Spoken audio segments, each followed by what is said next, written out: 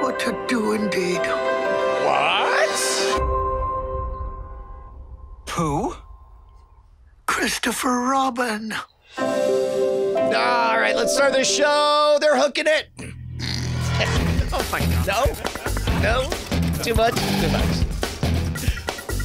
Wrong show. I've been like the... Welcome to Cordkillers, our mission to report the intel from the front lines of the cord-cutting revolution so you have the information you need to be able to watch what you want, where you want, when you want, and we try to help you figure all that stuff out. I'm Tom Merritt. I'm Brian Brushwood, and I was referring to the movie Hook. Sure you were. Hook yes. With Winnie the Pooh. That's what to tell the 5-year-old in the car with you right now. It's a guy who's lost his way. He used to embody childlike innocence, and now he's a grizzled old Jedi. That, of course, was Christopher Robin. Yes. The trailer for the For tear-jerking movie. The hookening. That is going to make you cry because it's sentimental about childhood. It's probably Brian. Gonna be great. I thought if it's half as good as Paddington, then I'm 100% on board. If we sound like we're like a little snappier, Able to talk over each other? Yeah, it's not because we handing the mic can. back and forth? We don't have to wait for the other person to shut up. We can just keep talking. We don't just end every phrase with over. It's because Brian is graciously hosting me in his studios here in Austin, Texas. It was a near thing. Shareholders were not for it, but I said no. It's our show. But the president signed an executive order at the last minute declaring me not a security risk, unlike Broadcom. Goodness. So here I am. Let's start out with our primary target. Wall Street research firm MoffettNathanson recently noted that the pay TV sector saw a reduction of more than 500,000 traditional pay TV customers during the fourth quarter. So it's time for our regular check-in. How close to accepting reality are they? Yeah, dude. This is when I saw that it was our primary target, I was like, oh, it's the same primary target we've had for 8 years now. Yeah. Well, remember, 7 years ago, it's like, temporary. It's not that bad. Temporary fall. Just a little dip. Then it's the housing market. The cable industry is like the Black Knight, right? They're like, it's fine. It's just a flesh wound. Just a flesh wound, yeah. Satellite TV providers were the harder hit. Actually, Dish and DirecTV lost a combined 268,000 satellite TV subscribers during the last 3 months of 2017. That does not include Sling TV and DirecTV Now. 83 million households, however, still subscribe to cable in the United States, giving the cable industry a warm blanket to pretend like everything is fine. And to be honest, it really is kind of fine. I mean, they're still making money and they're transitioning. As much as they are going to claim that this is not happening, they're also behind the scenes making all kinds of plans and trying out different future business models. Now, one of the things that these companies do is a lot of them, like Comcast owns NBC Universal, right? And so they have other arms of their business they can look to. And in those cases, a lot of them are seeing pressure from the Netflixes and Hulus of the world to reduce commercials because people say, well, wait a minute, I watch Netflix, I don't have to have commercials. If I pay a couple of dollars extra on Hulu, I don't have to have commercials. Yeah, that has been really transformative. Hulu became a top tier experience for me the moment that it became possible to experience it with no commercials. Now, since 2009, ad time per hour had gone up from 14 minutes and 27 seconds in the U.S. to 15 minutes and 38 seconds on average per hour on cable, and from 13 minutes 25 to 14 minutes 15 per hour on broadcast. I actually didn't realize that broadcast, not that much, but was slightly behind cable in the number of minutes per hour. I thought it was the opposite. I think it makes sense just because broadcast is so well established, the numbers are a lot bigger, and it's easier to cook the golden goose. When you're doing very expensive programming, you know, like let's say, bad example, Star Trek Discovery or whatever, you know, it's like you want them to mainly be focused on the content, and you sell at a very high price that little bit of real estate for the ad stuff. Whereas if you're doing like an HGTV Chicago thing, fire and or police and or all the broadcast shows are in Chicago now. So, oh, really? Yeah. Oh, is that a thing? There's like a whole series of them. Okay. Yeah. I think there's only 3. But. But meanwhile, when you have cheaper content, it's easy to dilute it. It's like, whatever. Nobody's sitting down with the family all to watch at the exact same time. Like HGTV's teases are going to hold you. HGTV's new show, Cleaning a Room, the show. How much would you pay for this clean room? Find out after the break. Yeah. Well, anyway, the broadcast networks are starting to get it. Fox indicated it's going to reduce ad time by 2 minutes per hour by 2020. NBC says it will reduce ad time by 10%. I didn't get a year on that one. But the programming costs are still rising, and cable companies are still raising rates. So we're yet to see the other shoe drop. Like ad time coming down seems like that's inevitable. Price for cable has to come down, I think, in the face of all of this competition. And what this article from the Wall Street Journal suggested was, or Motherboard rather, was maybe they'll shift that into internet. You might see your internet price rise as they bring down the price of cable. So there we go. You just answered my question. My question is, where do you find the money then, right? If you... everything is fractioning. What am I saying? Fracturing. Fracturing. Yeah, sorry. It's denominators, numerators. They're all over the place. Girls with math right before this. Fine. But because everything is splitting, I want to say there's like 1,000 new television shows coming out every year, or some insane number. Yeah. And obviously those are reaching more and more targeted niches. But the question is, how do you monetize it correctly? And one is make everything cheap, which we saw the explosion over the last couple of decades of reality programming, because it's very affordable. But now we got to figure out some other way to sneak in, I guess, ads. For a long time, people were talking about product placements and digitally, continuing to update various, somebody's drinking a Coke. It's a Coke this week. It's a Pepsi next week or whatever. But that doesn't seem to have exploded as a revenue source. It's definitely happening. Yeah. Oh, sure. But it's not like, oh, we don't have to have ads anymore. Exactly. Yeah. Exactly. Yeah. I think you're going to see a few things. One, you're already seeing the satellite companies, and it makes sense since they're the harder hit, putting out their own skinny bundles, right? We've got Sling TV, we've got DirecTV now. They are ready for the transition. They've got their products. Comcast is sort of toe in the water with an over the top bundle, but you have to be a Comcast internet subscriber to get it. So they don't want to erode too fast. So they want to hold on to you. I'll be interested to see what Spectrum, Cablevision, or I guess I did, Spectrum and Cablevision and others do. Spectrum was doing a lot more, and then the whole Time Warner merger with Charter happened, and I think that kind of put some things on pause. I imagine those will start to come back.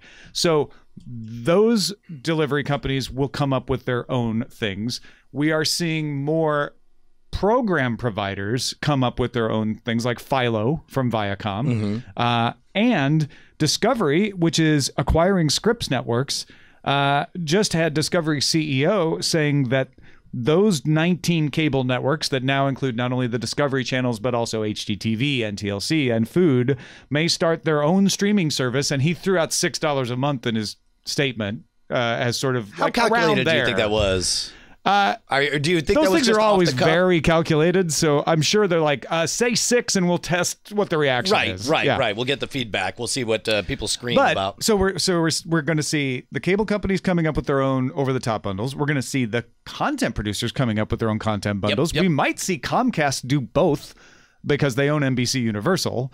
And so I think what we're headed for is that shakeout of we're going to just see the cable subscription slowly go from 83 to 70 to 60, and the internet services rise and rise and rise. That's the key, because I think people in general are not so price sensitive about their internet service as long as they're getting a perceived increase or benefit, or whether it's faster or no caps or whatever. As long as you could justify the increased cost, I think most of us have just spent a whole lifetime budgeting $150 a month to the man, and then they'll just figure out a way to get that same $150. I was staying in a hotel room here in Austin. The cable TV didn't have a wire because it's a brand new hotel.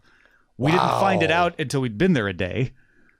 I called and let them know, sort of like, you should probably know that this isn't here, and watched all my shows anyway. Because I could watch them on my laptop. Well, and I could have hooked them up to the HDMI cable if I really wanted to. Sure. But, half the time, even when the cable's working, I don't. That's another thing that I'm really surprised by, is how much of a satisfactory experience I'm able to get watching a show completely just on a cell phone nowadays. And there's entire, dramatic experiences that I never saw the way they were intended. Yeah. I watched Counterpart on my laptop. And then when I tried HBO Now, Chrome told me I needed a Flash plugin. Flash. So instead of switching to Safari or something like that, or troubleshooting, I just pulled out my phone. Yeah, it's good enough. I'll watch Deadwood on the phone this time. It's sure, fine, sure. And then I was like, oh, now I can walk around and do a couple other things, like gave you more freedom. So anyway, I think the point of this is, I'm sure that's the way David Milch wanted that to be experienced. I'm trying to make dramatic stories. He's looking up my address that you can right casually look at while you brush your teeth. Yeah, exactly. That's exactly what he wanted. I think that's where we're headed. And the only question is, what kind of services what are these services going to look like? Because the PlayStation Views look very much like cable, right? And they have all the sports and all the regional networks and everything. It's the most familiar. Yeah, but they adapt. Yep. So PlayStation View and Sling TV, both, when I'm in Austin, they give me the Austin channels, right? And they give me the Austin local sports networks. So suddenly they are truly national cable systems. But is that what we're going to want? Are all these networks going to survive? Are all these niche networks going to survive when they don't have that cable system that says, well, you have to carry these 15 channels if you want ESPN? Well, I think, okay, I'm making everything up, right? All right. So, but yeah, no, this is total opinion land. for now, new name of the podcast, Total Opinion Land with Brian and Tom. That's a good one. I feel like the safest play for all the over-the-top networks is to resemble cable as much as possible, because the one thing, and nowadays you don't have to have that conversation nearly as much as you used to when, even Eileen was very hesitant about quote unquote giving up cable. What did that mean? So the answer is you want to make it feel as much like cable, like, yeah, no, you still have cable. It's just, guess what? Cheaper and uses your internet, and you don't have to give money to these jerks. And it works anywhere that gigabit internet is out, or even 300 megabits per second internet is out. Sure. It's a no-brainer. Even 50 megabit per second, it's going to be like, or whatever. It'll be fine, and people will be hesitant, but it'll work. Yeah, LTE, 5G services coming. That'll help it. So the bandwidth will get there. Not everybody has that bandwidth yet, so some people are going to be more skeptical than others. And as 5G rolls out, eventually we're just going to be swimming in bandwidth. But I had a point. I was so excited, and now I lost it because I was polite. Never be polite. That's my point. No, that's our motto here at Total Opinion Land. I think what'll happen is maybe 5 years from now.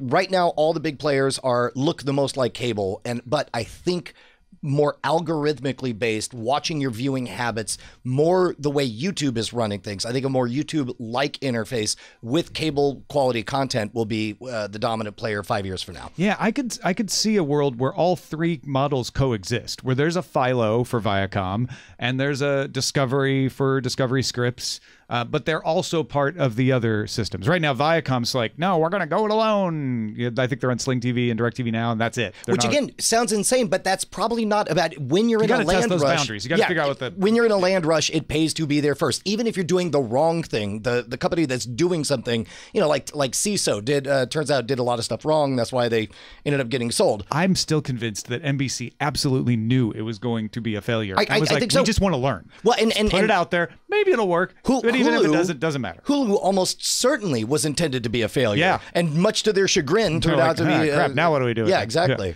Yeah. Sell it to Disney. That'll be fine. All right. We are not a failure, thanks to you and you alone. If you support us on Patreon, that is why we're here at patreon.com/Cordkillers, and we have a very nice email. Yeah. Now, you know that we are at 1,499 patrons right now. Okay. One patron will take us over the 1,500 mark, and it occurs to me that some people maybe are intimidated. And so B. Lisa wrote to us saying, "Hi, Tom and Brian. Just wanted to say something to the segment of your audience who are not yet your bosses, who want to support you but don't want to sign up for something. I can totally understand that, but I want to encourage them that Patreon is easy. Some have even found it highly addictive." That's like the Slurm logo. Have found it addictive after signing up, find themselves supporting other creators and discovering new content. If you have a PayPal account, it's especially easy to use Patreon. I encourage you not to reject it too quickly. Also, about kids watching adult content. Oh, this is from a discussion last week. Or wanting to. My kids are in their 20s now, 2 boys, and the lure seemed to be when their peers were watching something. So my youngest saw boobs on Game of Thrones when he was maybe a bit younger than I was comfortable with, because I talked to his parents and they were letting their kids watch it, which makes sense. I think it is very peer. Speaking of peer pressure, all your friends are supporting us at patreon.com/Cordkillers. Why don't you be like them? Yeah, just be like them. It's easier than thinking about it. Patreon.com/Cordkillers. Let's talk about how to watch.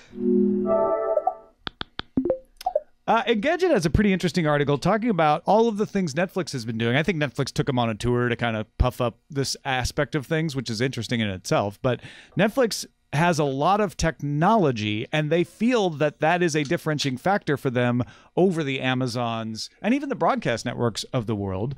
Netflix is like, we are a tech company, and we have developed the technology to make shows and stream shows, not just the technology to get subscribers. So a few facts from this article. Netflix shoots in 6K. because they want to be ahead and have all the pixels that are possible. Future-proofing? Yeah. They are working on compression algorithms so that the higher resolution they have, the easier it will be to stream it, not just in places in the US with lower bandwidth, but places around the world. Remember, it's an international company now, and there are a lot of places that have slower mobile bandwidth, and they want to get those people on board as well with the highest possible resolution they can. Netflix has an app called Move that they use to help simplify the production process. So when someone's producing a Netflix show, they can use Move to do the scheduling and logistics and all of that. And apparently it makes a lot of things easier. And this article points out Netflix is a major infrastructure provider for Netflix. They don't provide it to anyone else, but their only real competitor is BAMTech, the former Major League Baseball Advanced Media that Disney is the majority owner of now. So think about the infrastructure thing first. That's how you know that that you're killing it at life, is when you say, we could make more money from the state of Illinois area if we upgrade their internet so that more people have high quality bandwidth available. That was a friend of mine, was a legendary magician, and he realized that his DVD sales had leveled off because he sold it to all the magicians, and his new game plan would be like, well, I guess I need to go make more magicians out there so they'll buy all my stuff. So they buy more DVDs. Exactly, yeah, right? Yeah. But this is another advantage of being a leader in a new space. Is the downside, of course, you have to solve a bunch of interesting problems that have never existed before. But the upside is you have a very big head start on everybody else, and you can sell those solutions to everybody behind you in the pipeline. Yeah, and that's what Amazon did with Amazon Web Services and things like that. I wonder, I'm always trying to figure out, because, you know, from House of Cards to international distribution to all these steps, Netflix has always done the thing that looked weird right before it became very obvious that that's the thing they needed to do. They've always been good at being a step ahead. Is the next step for them becoming an infrastructure provider, using excess capacity, renting out Move to production companies that aren't making Netflix stuff, using the streaming infrastructure and renting that out to other broadcast networks that want to use it to make their Philos and their Discovery streaming products? So we're still in total opinion land right now? Welcome back to Total Opinion Land. Okay, so if I was going to speculate, here's what I think would be the smartest thing, is not to license any of their technologies, but instead to splinter or basically quietly found another company with a different brand position than Netflix. Netflix right now is the place you go to watch Netflix originals. Now, that's very different from the DVDs by mail company they used to be 20 years ago. But there's now these over-the-top networks are well known enough that, and we're seeing Netflix sort of drift in its content over to less high quality stuff, more, as we euphemistically called it, waterfall television. I wonder if there won't be a split, and they'll maybe use their position, their infrastructure, the solutions they have, and they're like, what would Netflix's competitor look like? Let's make that company and be our own competitor, or let's found that other company. Yeah, that's what Major League Baseball did with Major League Baseball Advanced Media. Oh, yeah, of course. They said, we're a baseball. Yeah, we're a baseball. we do not know. Make company to do streaming Yes. while we do the baseball. Yes. And then that turned into not only a great thing for Major League Baseball, but it turned into a valuable asset that they've now spun off. You wouldn't have to spin it off, right? Amazon Web Services was not spun off. It was created within Amazon and stays within Amazon. So, sure. But you could create a different ecosystem, and you could do it smarter than, God love them, Sling with this orange and blue package and all that stuff. Should have just made two different companies that did two different offerings. And Yeah. I maybe. Well, no. Or two different brands. They should have just made they should just make a package that has everything. It can be done, right? Ding, ding, like ding. they sort of wound up here, and now it's like, okay, how do we jump across the creek to get where PlayStation Vue and Hulu Live are? Yeah. We have an email coming a little later that sheds some light on that problem. Those are also problems that'll go away in the next 3 or 4 years. So one of the things we talked about before the show is I would love to know some of the crazy stuff they're trying in the R&D side of things over at Netflix, because one of the best, you could tell their future focus because recording everything in 6K, smart move. But there's some phenomenal algorithmic advances in upscaling. They're going to be interested in it partly from a bandwidth conservation standpoint, but also their entire back catalog, they're going to want that to look better in the future. And it might be the kind of thing that you spend, instead of $1 bazillion spending on 6K, instead you write an algorithm that's able to take old crappy footage and then, draw in the lines between the dots, make it look real good. That is the kind of thing that makes me think maybe there'll be Apple in this, in all of our scenarios, and say, no, we develop things for us to use. And we buy tiny, small companies every once in a while because that adds a thing that we want to do for us. And then we never license it out to anybody. We never sell it to anybody. And we make fat stacks of cash that get us close to being the first $1 trillion company ever. Yeah, I bet they'd be okay with that. Yeah. It'll be interesting to see which of these paths they take. Also, I just registered totalopinionland.com. Did you use promo code SCAMSchool for 15% off? Damn it. Yes, of course I did. Let's talk about what to watch in Under Surveillance. Not like real estate. It's all about location.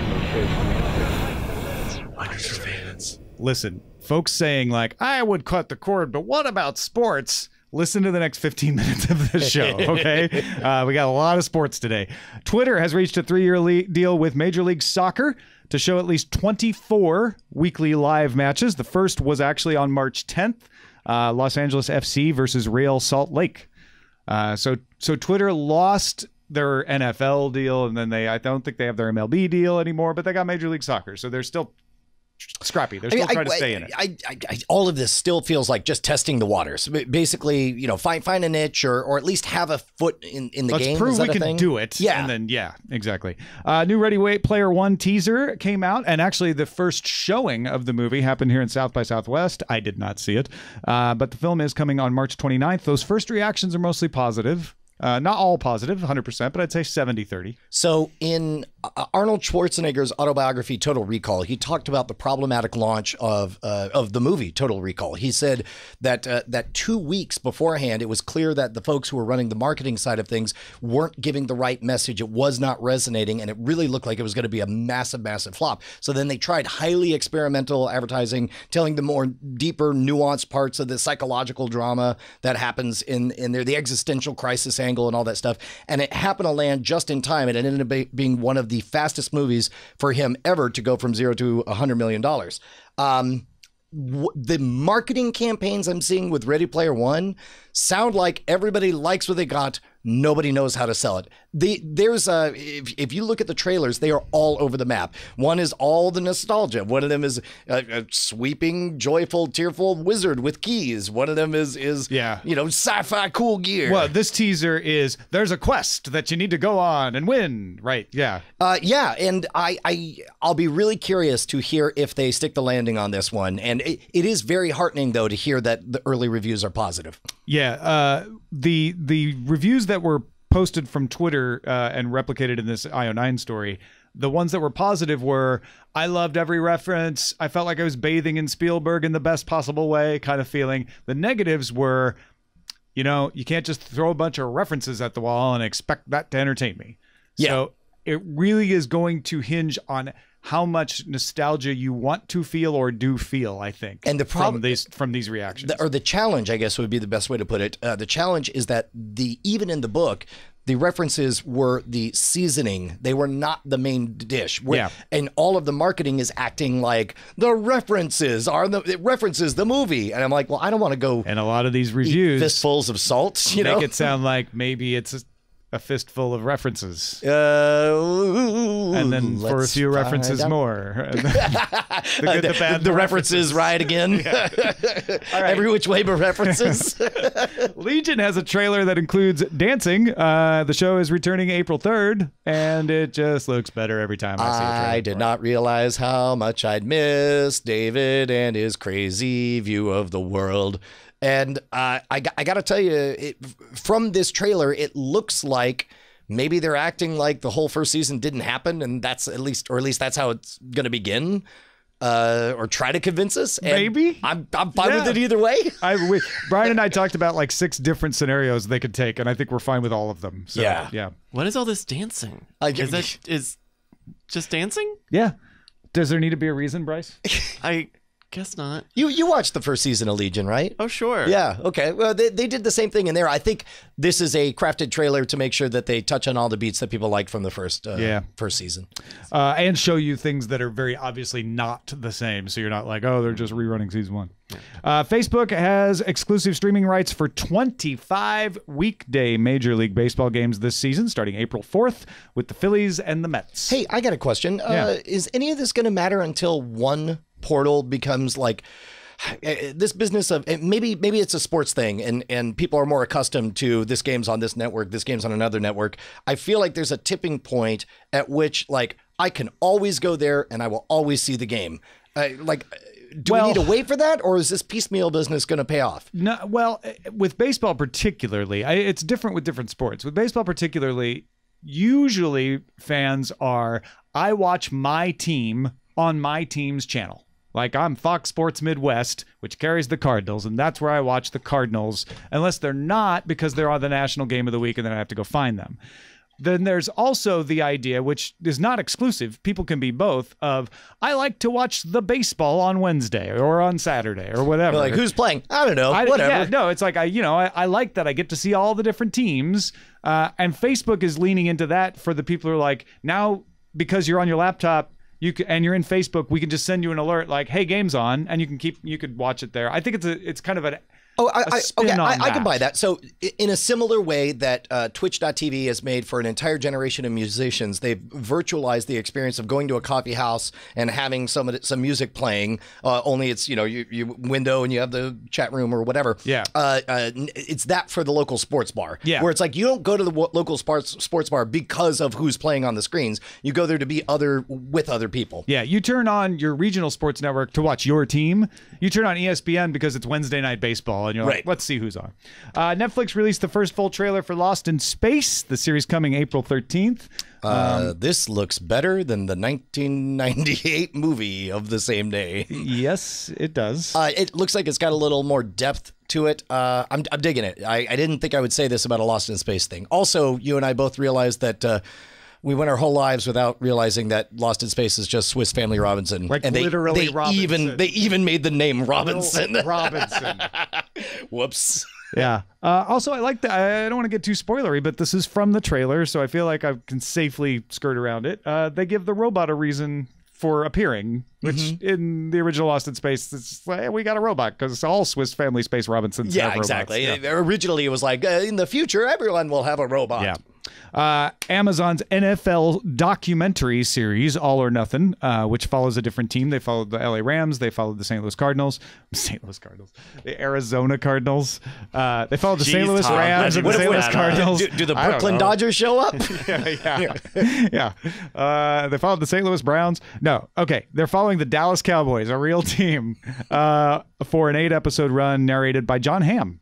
Season starts April 27th. So this is just really good documentary behind the scenes. Yeah, it's like what happens across the season for this team and the drama behind it. This feels like this kind of show could only exist thanks to the extraordinary technological advancements of the last 20 or 30 years. I mean, there have been similar things done by HBO and even ESPN, but yeah, I mean, like this level there's of more that you can do now. Yeah.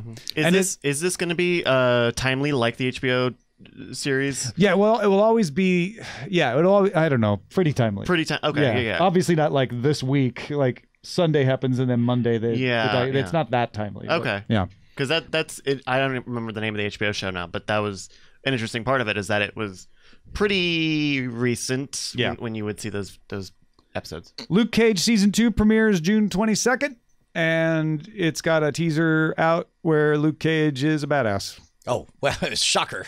Yeah. Playing to type. I have a story about Luke Cage that we'll talk about in just a little bit. Jessica Jones also is out now. It just came out this weekend. You know what? Here, I'll tell that story now. So I decided for Jessica Jones, I'm going to experience the entire story just as an audiobook because every Netflix original has those audio descriptor tracks for the visually impaired.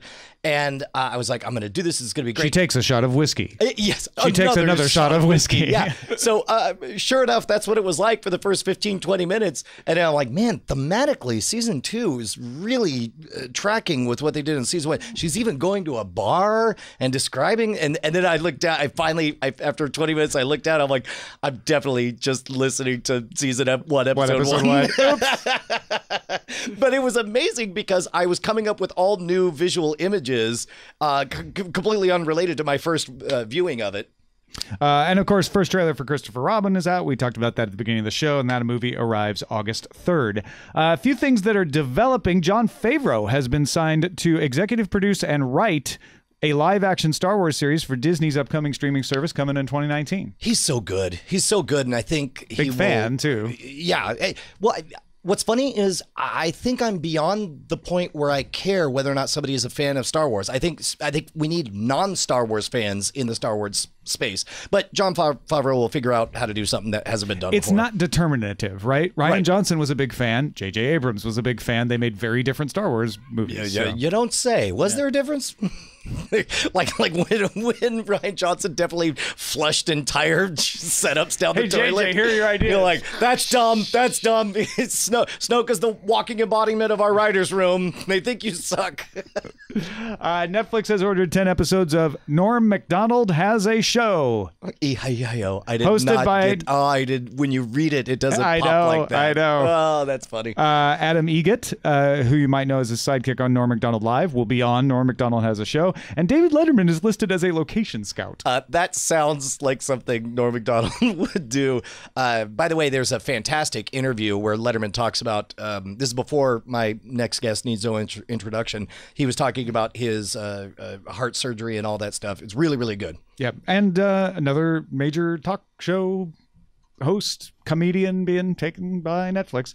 Netflix has also signed a deal with Deadpool creator Rob Liefeld's Extreme Studios. The deal would create a cinematic universe out of characters from non-Deadpool creations from Extreme, like Youngblood and Bloodstrike.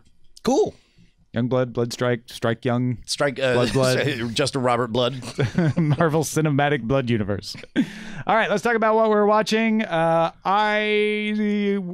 than Counterpart and Deadwood, which we will talk about in spoiler time, watched the finale of Star Wars Rebels. And the finale of the series, Star Wars like Rebels. They're done with the whole thing. Done. They wrapped it up, and it took me a couple days to process, which I think is really a good thing. Wow. The third to last episode was just fantastic. The second to last episode really felt like it was just part of the last episode. And there were some cool battle scenes and everything. And then the very last episode did things that I did not expect, had a jump forward that told me the fates of characters. Oh, wow. Post Return of the Jedi. Wow. That was a treat, but also befuddling, because I'm like, well, wait a minute. If X is there, but Y is not. The way you're describing it, it feels maybe tonally close to like the way Star Trek: The Next Generation ended, where you saw future reality of where everybody ends up. Although it's not because of a senile Q doesn't show up. I came out of watching it, and Eileen's like, well, what'd you think? I'm like, I don't know. And that's great. Yeah.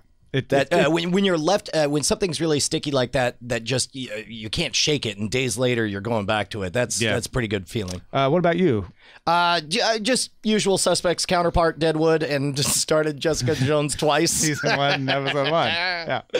All right, Bryce, what should we be on the lookout for? Hey, I got a pick for you guys this week. Before I get into the pick, I wanted to do a quick update on a show that we talked about on the lookout a while ago. You might remember Love.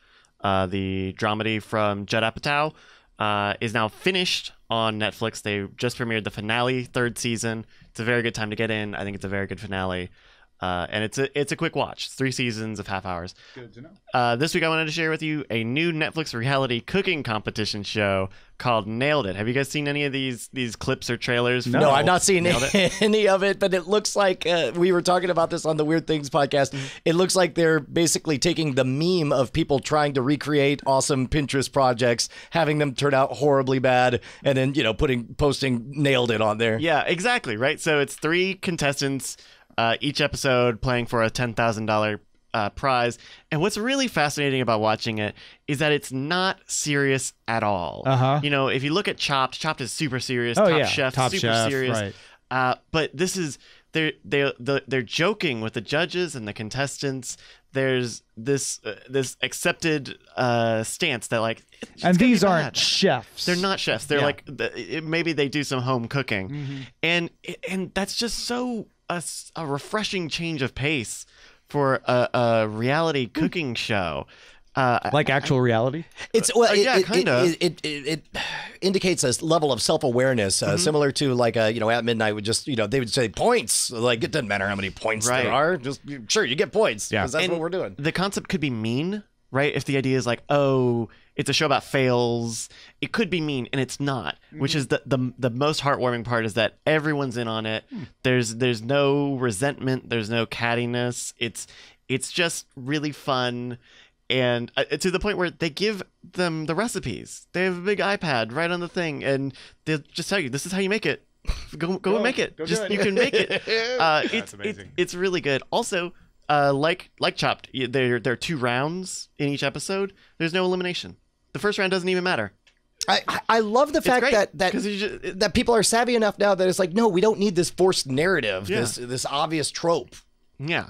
Who needs conflict? Right? Yeah. Well, and you still get be pleasant. You still get like the food porny element because they'll show you the right way that they make it, and you'll learn kind of like, oh, with this technique you actually want to use a spoon, or Well, that's very interesting because that's the other reason that I think people watch these shows is they want to pick up tricks.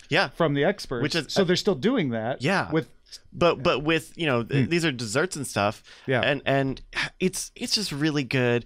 One last thing is that it doesn't have ad breaks, and when you watch a show like this without ad breaks, the format is still there, right? They still build up for these kind of act break moments, but then usually they still cut to the title card and then just move on to the very next thing. And I guess there's some organic tension of going to a commercial break, but because it's not even a very serious show, that tension is not really important anyway. Okay. Yeah, because I used to be a big Top Chef fan, and I would watch them on iTunes without ads. Oh, without ads. And they would recap it, right? The recaps were the annoying part, right? Like, and there's none of that now. Yeah. And so even though I didn't mind the breaks, right? But when they when we last saw it, Bob, he was having a problem with his fryer. I'm like, I know. I just 3 saw that seconds ago. Yeah. Well, what's nice, it means that those 44-minute shows are telling the same story here, but in 31 minutes. Okay. And so it's really cool. There's only 6 episodes, which makes me think it's another testing the waters. But it's really good, and it's funny and just really sweet. So, Bryce, would you say they nailed it? Oh, they definitely nailed it. I mean, I almost wrote that in my copy. And then you're like, that would be a really dumb thing. I thought that was very on the nose. But that's 6 episodes of Nailed It now on Netflix. Hey, if you got something we should be on the lookout for, email us cordkillers@gmail.com, and we will share with the world. Yeah. Because this is Total Opinion Live. Total Opinion Live with Carson Daly. With Carson Weekly. Hey, Brian. Yeah. Are you doing things? You know what? I have ascended. I've virtualized myself to where I don't even have to do things. I get other people to do really interesting things. Like all of the talented writers at themodernrogue.com. That's the weirdest thing is, so if you guys haven't heard, cracked.com laid off a whole bunch of people, and I was able to nab one of my favorite writers there, John Cheese, is now editor-in-chief. Editor-in-chief. He's always been the editor-in-chief, Brian. Over at themodernrogue.com. Editor-in-chief. And a forever. bunch of the writers also freelance over at cracked.com. Every single episode has fantastic takeaways. Article. The one episode, jeez. They're really, really good. My favorite thing is, I'm writing the checks, but I wake up in the morning and I'm like, and it's my go-to website to read a new article. I'm like, hey, this is great. This is awesome stuff. Keep writing for me. Yeah, exactly. I hope other people also like it. I really hope other people like it because it takes a while to get off the ground. And it's themodernrogue.com. Yeah. Let's move on to the front lines. Front lines. Speaking at South by Southwest on Monday, Apple's Eddie Q addressed all the original TV content Apple has been acquiring. Brian, he pulled back the curtain and said, "We're not after quantity. We're after quality. Quality programming. He compared Apple's approach to Pixar's as far as focusing on quality storytelling and said there would be some surprises in store for how the programming is viewed once available. So guy who says things says same things. Kind of, yeah. Right? He said, we're going to make good things and not tell you how we'll show them to you yet. That's so, what a mystery. And then, he didn't say this, but later in the day, it was reported that Apple has picked up 2 seasons of Central Park, a new musical animated comedy from Lauren Bouchard, the creator of Bob's Burgers, about a group of the park's caretakers. Very excited about that. The guy's been doing a lot of good stuff for a long time. That's the first Apple original that you've said very excited about. You're right. Everything else has been scancy pants glances from me. This Eddie is it. Q wins this round. Netflix says 70% of its streams are done on TVs, even though 40% of subscribers sign up on a PC and 30% sign up on a phone. Last autumn, YouTube TV said more than half of its streams were on TV. I think a big part of it is just like these TCL televisions coming with Roku's baked in. It's just so easy. Well, it's fun to look at their graph, too, because they show like signed up on a PC or signed up on a phone, watched on a phone, signed up on a phone, watched on a phone, signed up to a phone, didn't watch on a phone very much. Like over time, they start to realize, people start, oh, I can get that on my TCL TV or I can get that on my Roku or whatever. Exactly. And they start shifting over there. I thought that was interesting. Netflix is also testing a feature that lets kids collect virtual patches for watching certain shows like A Series of Unfortunate Events or Trolls. Netflix said it has not decided for sure to roll out the feature to everyone. As a father of 3, why would they do that? This they would do it, number one, because it would work. Yeah. And it would trigger that completionist unlocking and kids achievement. would more likely want to watch Netflix shows then instead of other series. Well, and what happens is the patches. It would also answer the question, once something ends, what do I watch next? Well, now you have a job to do. Got it. And it's training them to explore the entire ecosystem and stuff. However, as a dad, I'm not a fan of this at all because same reason I'm not a fan of loot boxes. You're teaching my kids to grow gambling addiction, basically. Well, and there's no winning. You collect the patches to collect the patches. Like there's no end game. You don't unlock special episodes or anything like that. Bryce in the chat was calling it predatory. I can't disagree with that. It'd be even more predatory if they gave you things, but it's more inexplicable that they don't even give you things. I'm very aware these days. There's a fantastic program called Under the Influence, which is a podcast, and they were talking about comic book ads. And somebody observed that comic book ads did something no other advertisement could do. They had a secret conversation between a marketer and a child without parental supervision. And upon hearing that, I realized that's exactly how I feel about apps, these in-app purchases. We've had my 5-year-old was like, Dad, I can't finish my Pretty Princess game without killing a zombie. I don't want to kill a zombie. Will you do this? Because, the apps advertise other apps and so on. Yeah. So this does feel pretty skeezy in my book. Got it. Oh, it's my turn. Yeah. YouTube TV will continue to be a major sponsor of Major League Baseball. The MLB network is now carried on YouTube TV and MLB.TV, which gives fans access to all out-of-market game for a yearly price. It'll soon be available within YouTube TV as well. So now MLB TV in America is on most of the streaming services, I think. There used to be a differentiating factor for me because I'm a baseball fan. Now it's pretty much everywhere. I think that's interesting. Hulu Live TV added the ability to get game start notifications on Android and iOS for your favorite college basketball teams during the NCAA tournament. A dedicated March Madness hub will be available as well to let viewers see what games are available at any given time, as well as catch highlights and recaps. That's actually a really smart idea. And the only thing that I think is going to go away is the fact that right now I assume you have to say, I am a Cardinals fan, I am an Astros fan, or whatever. Well, they've got a splash screen. It looks like probably once you log in, it asks you if you want to pick your teams or not. Yeah. I guess that's the part that I think as AIs get better, 5 years from now, there won't even be that. It'll be like, hey, we read your Twitter. We know what you like. And they'll probably be like, you're a Cardinals fan, right? Yeah. Hey, if not, if we got it wrong, click here. Yeah. Exactly. Did you use Hulu much for the Olympics, Tom? Because I think they did a similar thing with the sports. They did. We went through the whole thing and picked all the sports and never watched it on Hulu Live once. We watched the whole thing on PlayStation View or the NBC Sports app. Did you get the reminders or anything like that? We never were in the app to find out. Oh, the reminder's only in the app. It's not like a push notification. Yeah, no, it never showed up. Oh, weird. Yeah. Oh, that's a bummer. But that's a loud button to press. Any kind of notification things, it's like. But if you're you- asking- I mean, If to be you're fair, I signing have up for it. notifications off. So they Okay. would have given me push notifications if I'd let it. I see. MoviePass is testing a ticket verification system based on a select group of users. The test group will be required to photograph their ticket stub before the card can be activated again.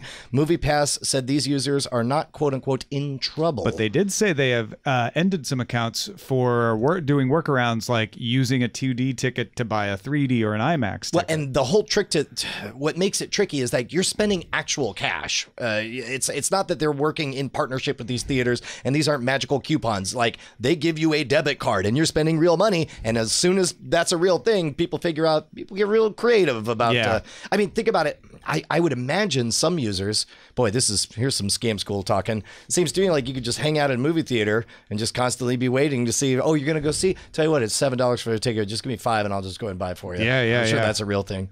That's interesting. Yeah. Also a violation of the terms of service if they catch you, but yeah. And this method would not stop it because you can still take a photo Not of the this ticket one. stub. Yeah. Like, hold on, I just got to take a... Okay, here you go. Maybe that's why. Maybe that's why they were doing the for phone the record, tracking. I did not mean to just hatch a criminal scheme No, here. but didn't plan on. Just saying, there are ways around this that MoviePass doesn't want you to do. And why don't they want you to buy 3D or IMAX? Because they're trying to create a pure database of 2D movies, and probably leaving a little room for the theaters to say, hey, we're not taking that money away from you. We're only taking this money, and we're not even taking that money. So they have a very refined approach, and they don't want you messing with that. It's because it's all about data for them.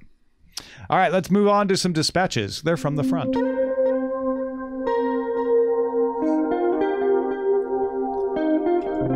Long-time listener and supporter Tim Jar wrote in and said, I got a question related to DVR functionality with streaming services. There's a show I watch on TBS called The Detour with Jason Jones, Samantha Bee producing. I know I can get TBS through the base subscription at Hulu Live or Sling TV or PlayStation Vue, but how do I know if I can get shows from TBS through the DVR function at any specific one of these services? I don't want to sign up even for a free trial just to find out I can only watch TBS Live on that service. Any thoughts on a good reference point to find out this information? I loved the webpage from Recode you linked to, but that only tells you you can watch live on any given service, not the DVR. This is an interesting question. I went and looked up, does TBS work with DVR on Sling TV, PlayStation Vue, Hulu Live? Right. Each one of them do have a page where they say Sling TV's is the worst. It says you can't do Disney and ESPN, and you might not be able to do others. We're not sure. Local Now. But it does sound like, from reading this, that TBS is okay on Sling TV. PlayStation Vue has a little more specific stuff saying, here's the channels that you can't record. There are occasionally shows that you can't record because of rights reasons, which is actually true for Sling TV as well. And then Hulu just has a lovely little fact that says, yeah, you can record everything. So apparently they have no restrictions, or they're lying. One or the other. I'm not sure. Man, I don't know. Coin flip on that one. Meanwhile, we got an email that says, hello, gentlemen. Just got off the phone with Rogers after my annual Chicken Challenge call. For those longtime listeners, Chicken Challenge is where you call claiming you want to cancel just to see what insane offer they give you to reduce the price. Bell, the other player in the Canadian duopoly, had called me and offered me a great deal to leave Rogers, got a reduction in cost, an extra HD box, and decided to stay with them without a commitment, even though the Bell deal was better. Why? The rep hinted that a streaming TV service was coming in the middle of the year, brought to Rogers Canada in conjunction with Comcast. We've not heard this before. Thank you for giving that tip. I don't know the veracity of that, but what an interesting a gambit to keep someone. Like, we don't want to make a vague promise. Don't lose them to streaming services, so give them a discount. Has become, we don't want to lose them to streaming services, so hint that we have one coming. Right. Blaine wrote in and said, I used to watch you guys on my Roku through diamondclub.tv, but you left. Where can I find you now? We're still here. We haven't gone anywhere. We actually didn't leave diamondclub.tv. There was problems with the app. And now in we're the still CDN, available. we just don't use the Sarah Clef and CDN. I think you could still get us through on demand through diamondclub.tv on the web, just not through the app. Sure, right? because that embeds our YouTube and Twitch. And Twitch. If you want to watch us live, we're at Night Attack on Twitch. There's a unofficial Twitch Roku app called Twitched that might get you what you need if you're looking for live. Of course, we're also on YouTube if you just search Cordkillers. Yeah. Excellent way to find us on demand. And Gus writes from LA saying, "Hi, Brian, Tom, and guest." No guest. Hi, Gus. In past years, you've had musical introductions for each movie prior to bidding in the summer winter movie drafts. They're great, but you didn't have them in this last winter draft. Please bring the music back. We agree. This was a bit of a thrown together affair this last time. We're just glad that we made it on time. It was not a strategically calculated maneuver. Do we know when the movie draft is happening? It's got to be soon. I believe our tentative date is the 20th. The 20th. Cool. Yeah, I need to pencil. Yeah, we're waiting steadfastly for the final list from the commish before we can start booking people. She's been busy. We also got turns out. we also got a couple of emails of people saying specifically they love the movie draft stuff, but that's the only thing that they listen to in spoiler in time because they don't watch all the stuff concurrently with when it comes out. I mean, their put it at the question front of was spoiler in time for that reason. Exactly, right? Yeah. So it'll always be at the very, very beginning. So just treat spoiler in time like a 5-minute podcast. That's just about the movie draft. Because it didn't really go with Cordkillers. Cordkillers is all very outward facing. We talk about the news around us. That's a very inward facing thing. So our website is cordkillers.com. Our email address is cordkillers@gmail.com, and we're live on twitch.tv/Night Attack, which, as we mentioned, also carried on diamondclub.tv Mondays at 7 p.m. Eastern, 4 p.m. Pacific. I'll be back in California and very sad, but with you next week. Get ready for Sad Tom. You'll want to see it. It's a new podcast. You won't want to miss it on Total Opinion Land. Hey guys, Brian and Tom here, and it's just the same old message at the end of the credits, just like always. That's right, Brian. Nothing new here except your name showing up. Oh my gosh, because I've got a name. You just supported us on Patreon. Yeah, all those $5 donors. Look at that. That's your name in pixels. We're gonna make you famous, kid. Put your name in pixels on the internet. Names in there. But some of you are new. Some of you aren't there. It's sad. What can they do, Brian? I mean, they could go to patreon.com/Cordkillers and pledge $5 an episode and be one of these amazing people, like this one. Amazing. Oh, look at that name right there. Diamond Club hopes you have enjoyed this program.